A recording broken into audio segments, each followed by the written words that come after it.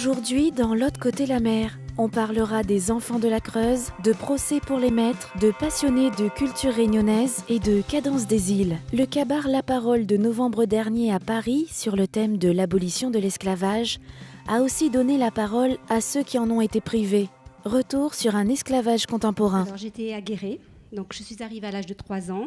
Et donc, après, je me suis retrouvée dans une famille d'accueil qui était payée pour me garder et j'ai été maltraitée pendant 4 ans. Et en fin de compte, ce qui est assez spécifique à notre histoire, c'est que nous étions déjà des enfants de couleur et c'est vrai qu'il n'y avait pas que les Réunionnais, hein, mais nous, on a beaucoup plus souffert parce qu'en fin de compte, il y a eu beaucoup de racisme. Les adolescents étaient bien souvent dans des fermes et maltraités. Ils étaient vraiment de la main-d'œuvre gratuite. Et après, j'ai été adoptée par une famille où il y a eu beaucoup d'amour, mais autour du mensonge. Parce qu'en fin de compte, j'ai su que j'avais été adoptée qu'à l'âge de 16 ans et que j'avais des frères et des sœurs qui sont venus en même temps que moi. Nous étions 6 à être exilés en même temps, la fratrie, hein. Nous sommes arrivés tous les 6 en Creuse, nous avons tous été séparés et c'est qu'à l'âge de 16 ans que j'ai su que j'avais des frères et des sœurs. Donc c'est là que j'ai fait mes recherches. Et non, on m'a bien caché. C'était vraiment le mensonge tout le temps. En fait, vous étiez tous induits en erreur.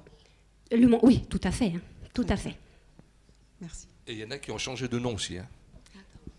Ils ont... Moi, pendant des années... quand je suis arrivée à Saint-Clar, on m'avait dit que j'étais orpheline de père et de mère. Mais n'ayant plus tellement de souvenirs de la Réunion, de mémoire, j'ai vécu avec ça pendant ce mensonge pendant 15 ans.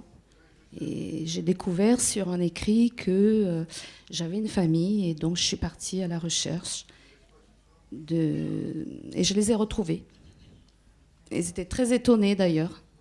Eux pensaient que j'étais décédée et moi de même. Donc vous imaginez un peu la rencontre. Voilà, mensonge, toujours. On a tous 60 ans, presque. On est grands-pères. Mais nos enfants et nos petits-enfants n'ont jamais retourné à La Réunion. Et puis il y en a qui n'ont pas eu encore le courage de retourner à La Réunion parce qu'ils ont peur de retourner à La Réunion. Ils ont peur de retrouver la famille, de leurs racines. Et ça, c'est pas bon du tout parce qu'il y a des gens qui meurent à cause de ça. Et bon, c'est vrai qu'il y a des plus malheureux que nous. On ne va pas dire qu'on est les plus malheureux parce que bon, sur la terre, il y a plein de malheurs. Mais là, quand je vois des copains, un copain qui a un AVC et qui a personne, qui a plus de famille autour de lui, ça fait mal au cœur. Ça fait toutes les années, je veux le voir. Et je vous dis franchement, voilà, je suis content d'être en vie justement pour parler de tout ça, être en forme pour parler de tout ça. Et il ne faut pas que cette mémoire-là s'en va aussi. À La Réunion, il existe beaucoup de récits, parlant de révolte et plus encore d'injustice. Laurent Médéa a décidé de porter à l'écran l'histoire de celui qui en fut le symbole.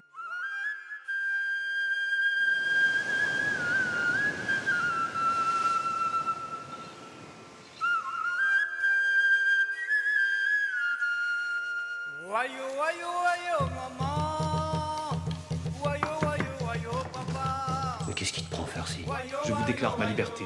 Comment il est possible ? Tu veux partir à Turdan ? Tu n'as aucun droit !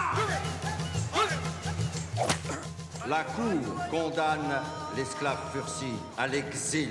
Je proteste contre l'atteinte portée à mes libertés. Je suis un homme libre. Quelle destinée,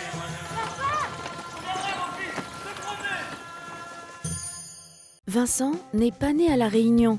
Il ne vit pas à La Réunion. Pourtant, il vit tous les jours avec La Réunion. Rencontre avec un Réunionnais hors norme. Je baigne dedans depuis tout petit, par rapport à l'association, les mascareignes, tout ça. Donc voilà, baigner dans la culture réunionnaise aussi, via la musique, via les voyages aussi, via beaucoup de choses. Donc j'ai eu la chance de pouvoir découvrir aussi La Réunion. J'ai notamment fait mes premiers pas là-bas lors d'un premier voyage à 9 mois. Parce que voilà, le lien vient de ma tante, la sœur de ma mère, qui s'est mariée, elle, à un Réunionnais il y a 23 ans maintenant. Donc j'étais présent lors du mariage à l'église de Sainte-Anne, donc très grand moment pour tout le monde, pour la famille et pour moi, donc qui ai fait mes premiers pas là-bas. Donc c'est vrai que moi, personnellement, je suis basque d'origine, mais c'est vrai qu'au fond de moi-même, au fond de mon cœur, je me sens quand même assez réunionnais. Donc voilà, je porte pas mal de t-shirts, que ce soit les bijoux, des boucles d'oreilles. Donc c'est vrai que j'essaye de montrer aussi que la Réunion me tient à cœur. Je fais plusieurs instruments, notamment de la batterie à la base. Donc batterie aussi, Sega, du zouk, du raga, tout ça. Un petit peu de guitare aussi, mais bon, voilà, là je suis autodidacte. Donc c'est vraiment une couleur de ce qu'on peut trouver à la Réunion. Et puis voilà, j'ai eu l'occasion aussi de faire pas mal de basse aussi. Donc voilà, c'est vrai que... Puis surtout de la percussion. Donc pour du maloya, comme on connaît tous à la Réunion, donc que ce soit du rouleur, que ce soit du kayom, de piqueur. Donc voilà, puis j'ai eu l'occasion aussi de chanter. Donc voilà, j'ai appris au fil du temps aussi à parler un petit peu réunionnais, donc parler le créole. Donc voilà. Les plus Sega quand même, enfin plutôt maloya, parce que maloya il est fort quand même, c'est un moment fort. Et puis c'est vrai que comme on connaît les soirées cabar à la Réunion, on essaye de retransmettre ça ici. Et c'est vrai que c'est des moments vraiment très forts. Et voilà, comme on connaît le maloya traditionnel. À la Réunion, nous les dans le cœur, nous l'oublie pas à Zot. Et puis viens boire un petit dodo ici, place des Basques à Bayonne. Hein. On a retrouvé. À La Réunion, musique et danse sont synonymes de fête et de joie de vivre. À l'étranger, comme à Nantes, avec la troupe Cadence des Îles, c'est aussi un moyen de faire vivre notre culture. Extrait.